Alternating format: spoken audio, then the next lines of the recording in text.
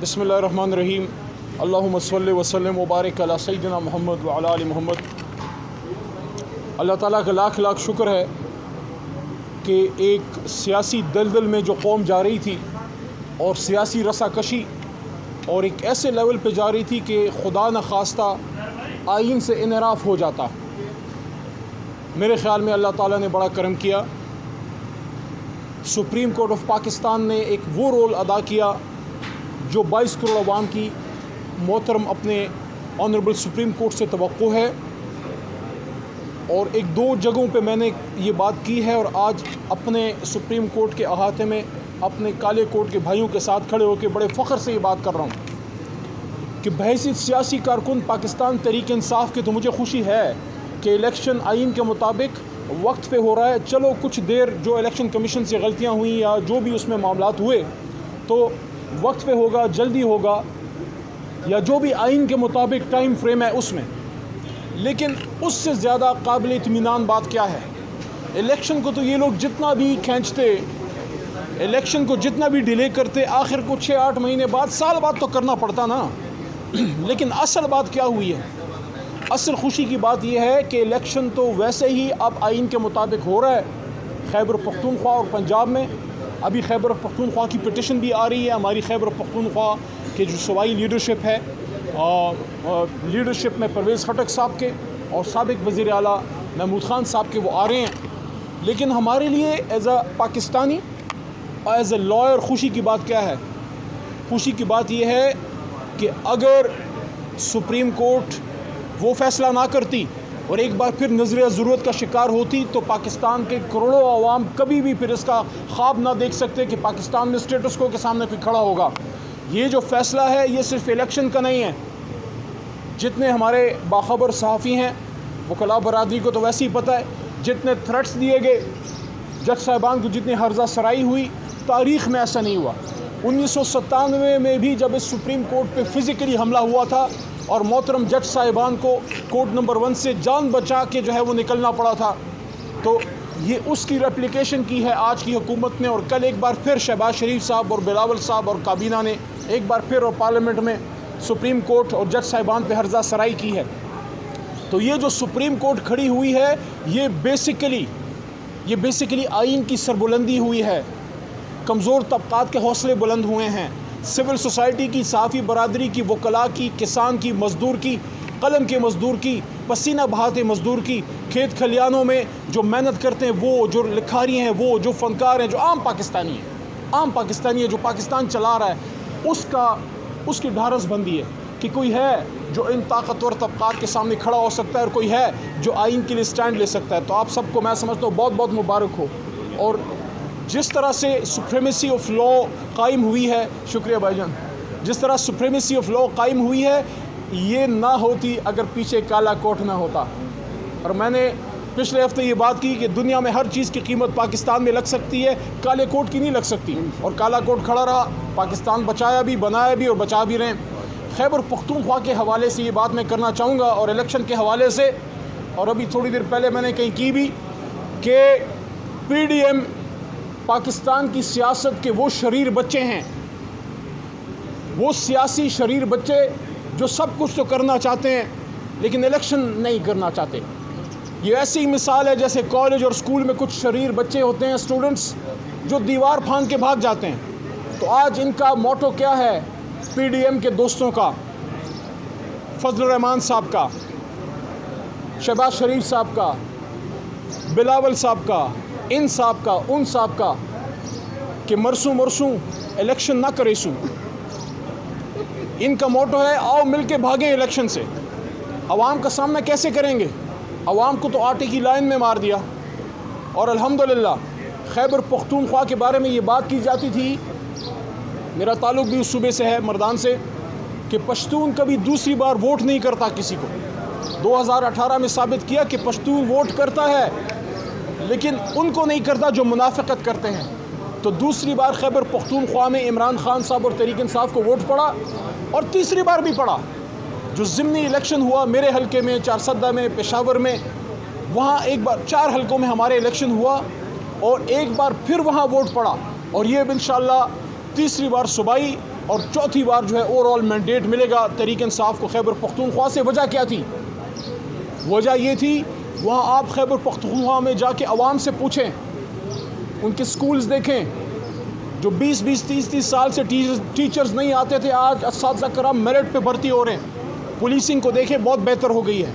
Health card کو دیکھیں، پہلے 5 لاکھ پھر 7 لاکھ اور اب 10 لاکھ کے قریب جو ہے لوگوں کو فری ہیلتھ ایجوکیشن فیسلٹیز مل رہی ہیں۔ وہاں لوگوں کی زندگی بہتر ہو رہی ہے۔ پاکستان کی تاریخ میں پہلی بار صوبائی حکومت نے موٹر وے بنائی ہے، سوات ایکسپریس وے۔ کسی صوبائی حکومت نے آج تک موٹر وے اس ملک میں نہیں بنائی۔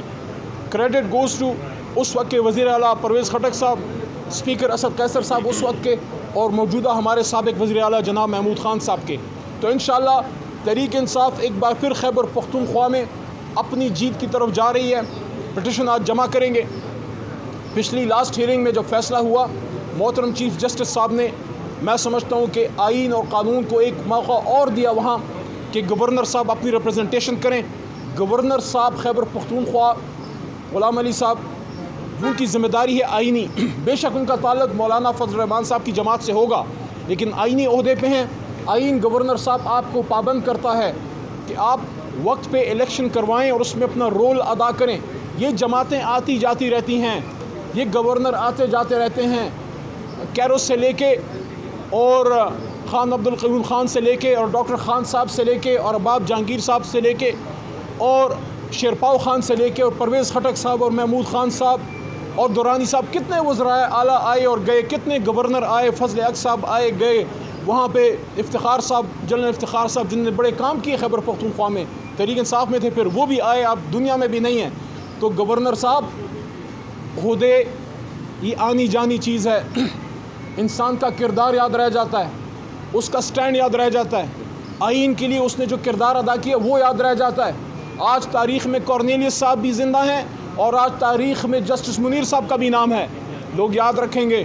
اور اسی عدالت میں ڈوگر صاحب نے بھی وقت گزارا اور آج ایک عمر صاحب، عمر عطا بندیال صاحب، انہوں نے اپنے نام عمر کی لاج رکھی ہے، ہر طرح کے مشکلات کا سامنا کیا ہے۔ تو گورنر صاحب خدا را اپنی آئینی ذمہ داریوں کو پہچانیں۔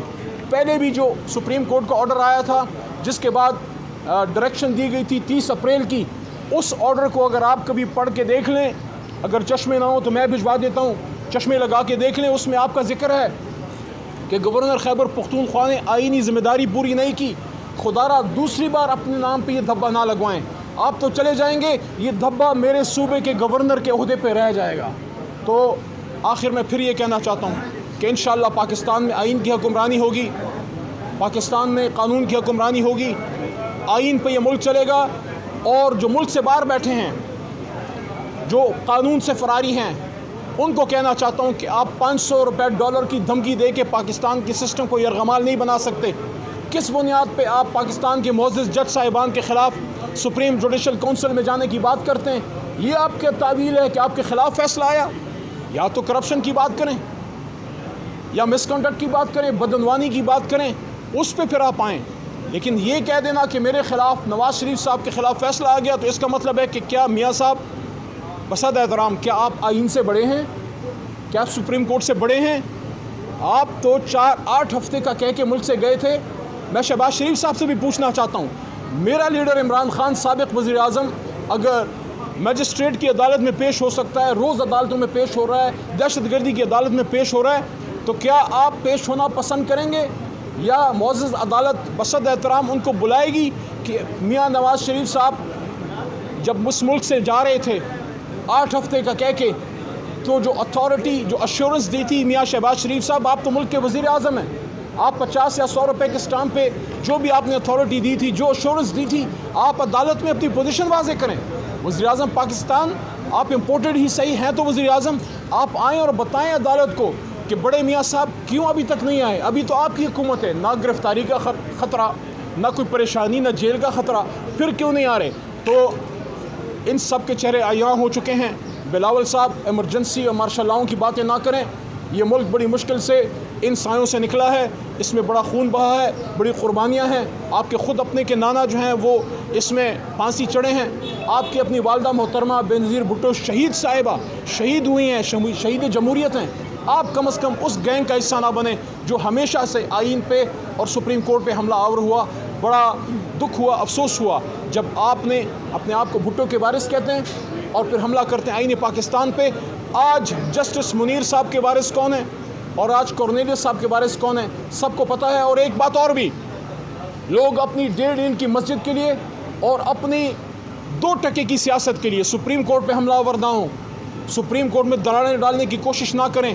سپریم کورٹ کے چیف جسٹس صاحب نے اوپن کورٹ میں یہ 2 دفعہ بات کی کہ ان کے اور دوسرے جج صاحبان کے بیچ میں ڈفرینس آف اوپینین ہو سکتا ہے, جو میں نے سنا, اگر میں نے صحیح سنا ہے, لیکن ان کی آپس میں سلام دعا ہے, اکٹھے بیٹھتے ہیں. اور یہ بھی بات کی گئی کہ ان کی گفت و شنید بھی ہے, ڈفرینس آف اوپینین ہو سکتا ہے. کوئی ایک جج بتا سکتے ہیں, میاں شہباز شریف صاحب اور بلاول صاحب آپ سے پوچھ رہا ہوں اور رانا صاحب سے بھی, کہ کیا کوئی ایک محترم جج صاحب, میں کسی جج کا نام نہیں لینا چاہتا, کوئی ایک بتا سکتے ہیں سپیریئر جوڈیشری میں جو یہ کہتا ہو کہ 224 پہ عمل نہ کریں آرٹیکل اور 90 دن میں الیکشن نہ کریں؟ صرف ایک نقطہ نظر کا فرق تھا کہ کچھ جج صاحبان کہہ رہے تھے کہ نیچے لاہور ہائی کورٹ میں کیس ہے, پہلے اس کو آنے دیں. باقی سب ایک پیج پہ ہیں کہ الیکشن 90 دن میں ہو. تو میں سیاست کے ان شریر بچوں کو کہنا چاہتا ہوں کہ بھاگنا نہیں ہے, الیکشن سے بھاگنا نہیں ہے. آپ جتنا بھاگیں گے آئین اور قانون آپ کے پیچھے آئے گا. اور خیبر پختونخوا کے PDM کی لیڈرشپ کو کہنا چاہتا ہوں کہ الیکشن تو کرانا پڑے گا. پشتوں میں سمجھا رہا ہوں, تخت بنا. بہت شکریہ. پاکستان زندہ باد. علی محمد خان صاحب, آپ نے KP حکومت کی اچیومنٹ